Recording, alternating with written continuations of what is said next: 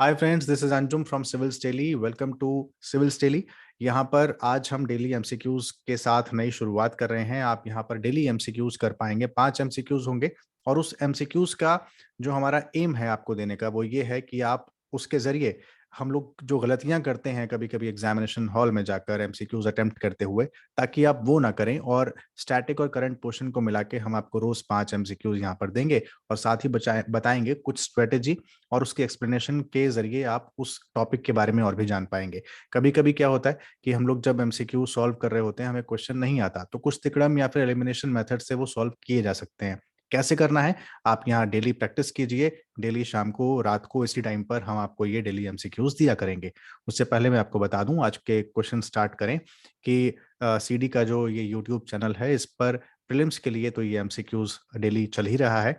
इसके अलावा प्रीलिम्स और मेंस के लिए आप करंट अफेयर्स एनालिसिस यहाँ पर देख सकते हैं। द हिंदू और इंडियन एक्सप्रेस के कुछ करंट अफेयर्स हैं, वो आप डेली देख सकते हैं। एडिटोरियल और ओपेड एनालिसिस भी डेली हम लोग आपके लिए ला रहे हैं। उसके अलावा एक बर्निंग इशू पर कोई एक्सप्लेनर होगा और उस एक्सप्लेनर में सारी जानकारी 5 मिनट के अंदर अंदर आपको दी जाएगी।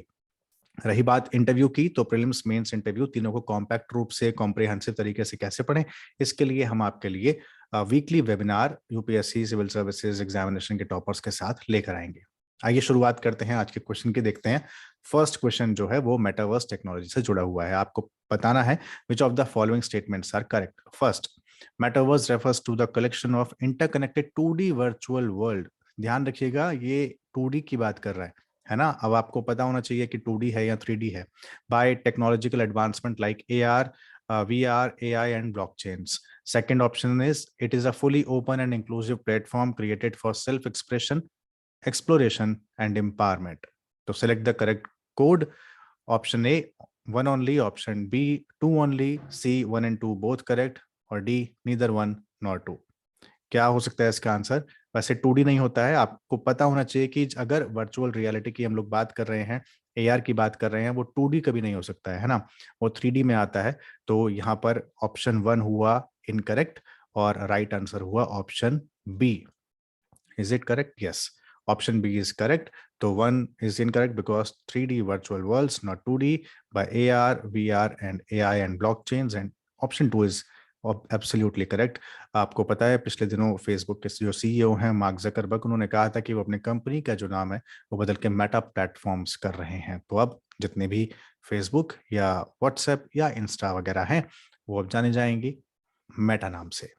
क्वेश्चन नंबर 2 कॉन्स्टिट्यूएंट असेंबली के रिगार्डिंग है। आपको पता है कॉन्स्टिट्यूशन डे आने वाला है, तो कॉन्स्टिट्यूएंट असेंबली के बारे में option 1, it was election was held in 1942। Incorrect, because 1942, if I am not wrong, Cripps mission उस टाइम पे आया था। Statement 2, it was directly elected by people. No, it was not directly, it was indirect election भी हुए थे, indirect election हुए थे। Question number 3, the constituent assembly was fully elected. नहीं, फुली इलेक्टेड नहीं थी, उसमें नॉमिनेटेड मेंबर्स भी थे। तो which of the above are incorrect, तो सभी इनकरेक्ट हुए, तो आंसर हुआ D, all of the above. देखते हैं, yes, all of the above is correct, यानी सारे के सारे इनकरेक्ट हुए। इलेक्शन कब हुआ था? Elections were held in July August 1946। 296 seats थी allotted to British Indian provinces. Although the Constituent Assembly was not directly elected, yes, not directly elect नहीं हुए थे, इनडायरेक्ट इलेक्शंस हुए थे। और उसमें सभी तरह की सोसाइटीज शामिल थी, चाहे हिंदू हो, मुस्लिम हो, सिख हो, पारसी हो, Anglo Indian, Indian Christians, SC STs including women of all. और partly elected and partly nominated body थी, याद रखिएगा। Question number 3 PM cares fund के रिगार्डिंग है। बहुत ज्यादा चर्चा में लास्ट ईयर रहा था और यूपीएससी इस पर क्वेश्चन पूछ सकती है। तो आइए देख लेते हैं। स्टेटमेंट 1 क्या बोलता है? कहता है कि funds collected under the PM cares fund are credited to the consolidated fund of India. नहीं, CFI में कैसे हो सकता है? ये CFI में नहीं होगा। तो ऑप्शन अगर 1 आप एलिमिनेट करते हैं, तो आपके पास अब 2 ही ऑप्शन बचते हैं, ऑप्शन बी और option D. 2 and 3 and 2 only. अब देखना है, अब चूंकि 2, देखिए अब दोनों ऑप्शंस में 2 है, तो अब देखना है कि ऑप्शन 3 क्या है। पहले ऑप्शन 3 ही देख लेते हैं। Foreign donations aren't accepted in the PM cares fund, ये देखना पड़ेगा। And it was establish in the wake of COVID-19 pandemic, ये तो करेक्ट है ही। If I am not wrong, देख लेते हैं, ऑप्शन डी इज करेक्ट, यानी केवल ऑप्शन 2 हुआ, यानी कि foreign donations are accepted in the PM cares fund, और वो सीएफआई में नहीं होता, तो आंसर हुआ ऑन 2 ओनली, यानी कोविड-19 पेंडेमिक मार्च 2020 में ये एस्टेब्लिश हुआ था PM cares fund to combat the dreadful contingency such as COVID-19 pandemic in India. It does not go to the Consolidated Fund of India, CFI पे नहीं जाता, and it does not come under the purview of the Government of India. याद रखिएगा, statement 2 is correct, मैंने आपको बता दिया। रही बात स्टेटमेंट 3 की, तो एग्जेम्पशन है under the foreign contribution regulation act FCRA 1976 के तहत, और ये एक separate account for receiving foreign donation has been opened. Question number 4. With reference to the Article 19, consider the following statements. Statement 1. The article guarantees right to hold meeting and take out possessions. बिल्कुल ठीक बात है। Question statement 2. Under the article, an Indian citizen is free to reside any state in India.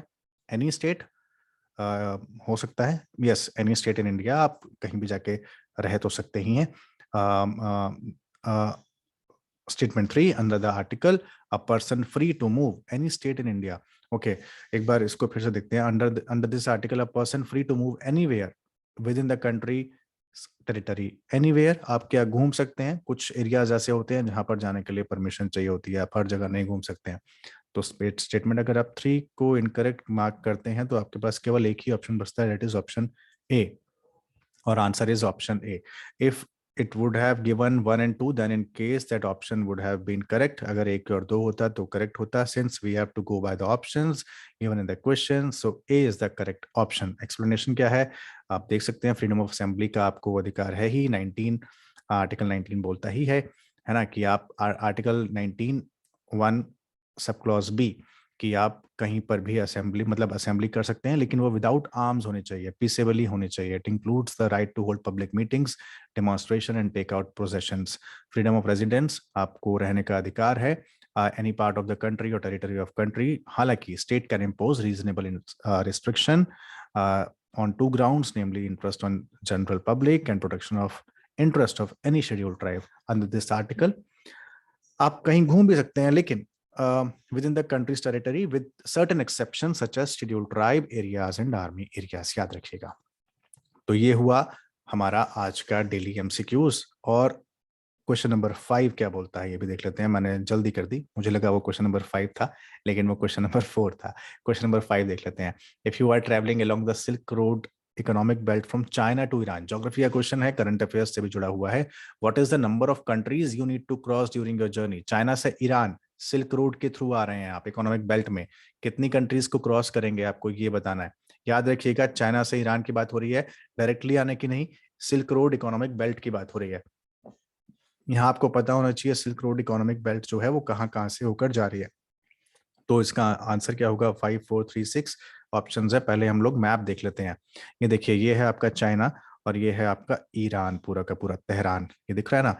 यहाँ आप जाएंगे तो जो Turkey आ गया, अंकारा उसकी कैपिटल है, सऊदी अरेबिया। अब ईरान तक आपको आना है, और सिल्क रूट क्या पड़ता है, ये है आपका ये पूरा हिस्सा सिल्क रूट वाला। अब यहाँ पर जितने स्तान कंट्रीज हैं आपको उनसे होकर आना ही पड़ेगा।